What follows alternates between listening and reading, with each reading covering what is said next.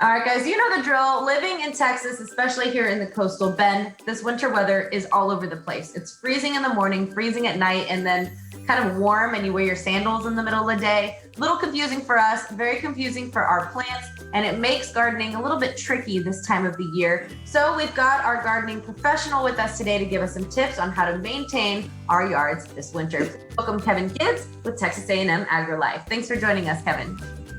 Hey Clarissa, how are you today? Thank you for having me. I'm here at Turner's Gardenland and it's a beautiful day. Awesome. I can see that, and Turner's is one of my favorite spots. They have so much to choose from. So first of all, let's talk maintenance. What can we do to prepare our gardens for these cold winter months?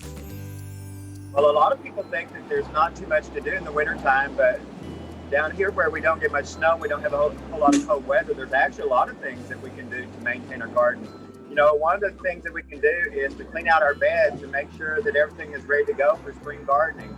We can also, it's a great time to clean up the debris from our yard. We have a lot of wind this time of year. It knocks down branches and things, and it's a great time to pick all that up. We also can check our tools to make sure our tools are good to go for the spring. Sometimes they sit in the shed and they get a little bit rusty, and it's a great time to remove that rust or to order new tools if we need to replace them. And I'm here by the mulch because this is a great time of the year for us to replenish all the mulch around all of our plants. The winter temperatures and the winter rain sometimes will knock that mulch down, and it's a great time for us to fill that back up and get it going again. And then lastly, it's a great time to check your supplies and make sure you've got everything you need for spring gardening, and go ahead and order everything that you need. Okay, what about getting a head start? So we've got everything prepared. Is this a good time to do seedlings or even transplant some of our plants? Yes, Clarissa, this is a great time for you to get a head start on your spring garden. You know, you can either go out and buy transplants, or you can even start to transplant yourself by purchasing the seed ahead of time and figuring out how long it takes for them to come up and to get to this proper size. We've got some transplants with us today. You know, it's always just a good thing. Check your stash of seeds and make sure you've got everything that you want to grow in your spring garden.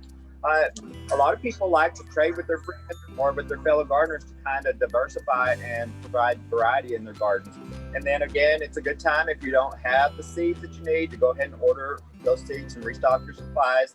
And then probably the very first thing you ought to do is sit down and plan out your schedule for transplants and figure out just how much time you need to get those little puppies in the ground and get them up to the size they need to be transplanted out into the garden. Well, you answered so many questions today. I know many of us are concerned. I've been a plant junkie lately, so I want to make sure all the money I've invested keeps these plants alive and well. So thank you, Kevin, for all of the advice. We look forward to talking again with you soon as spring quickly approaches. Thank you so much. Sam, thank you, Clarissa, and thank you to Turner's Gardenland for allowing me to be here today.